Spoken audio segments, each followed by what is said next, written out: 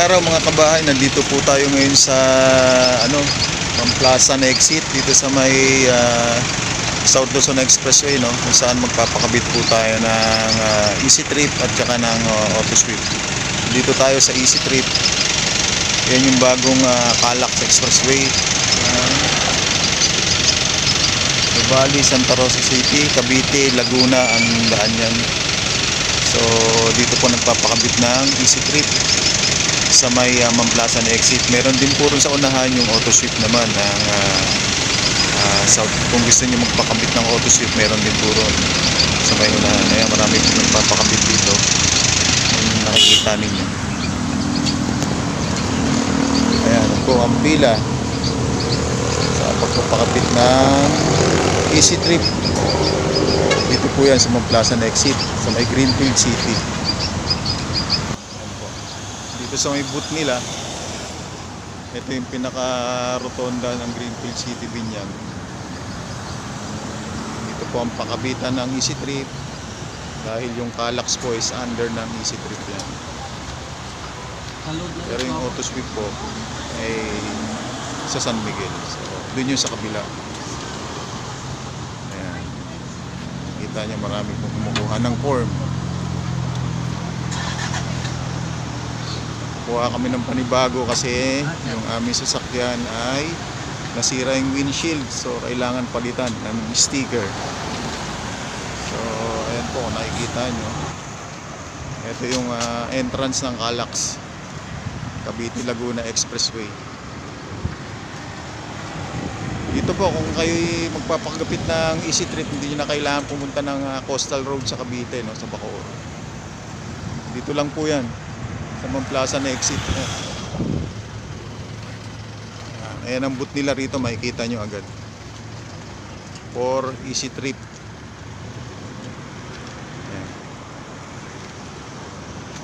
Ayan ang aking kasama, papakabit ng sa unit ng Avanza. Okay na? Pila. Ayan po yung kanilang booth ng Easy Trip dito.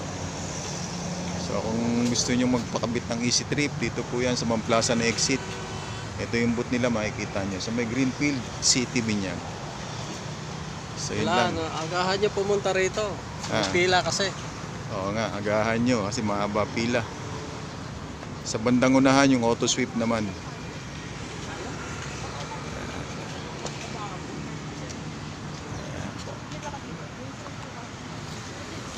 Bahay, kung gusto niyo magpakabit ng Easy Trip sa inyong mga sasakyan o gusto niyo kumuha ng RFID kasi may dry run nga ng cashless ngayon, so patanggalin na tayong cashless at pag wala kayong RFID, kasuhan ng obstruction o titikitan kayo ng obstruction sa expressway kung saan man kayo, sa Auto Sweep or sa Easy Trip na under ng company, no? So yun, buwan na po kayo rito sa Plaza. Meron din pong Auto Sweep dito at saka Easy Trip.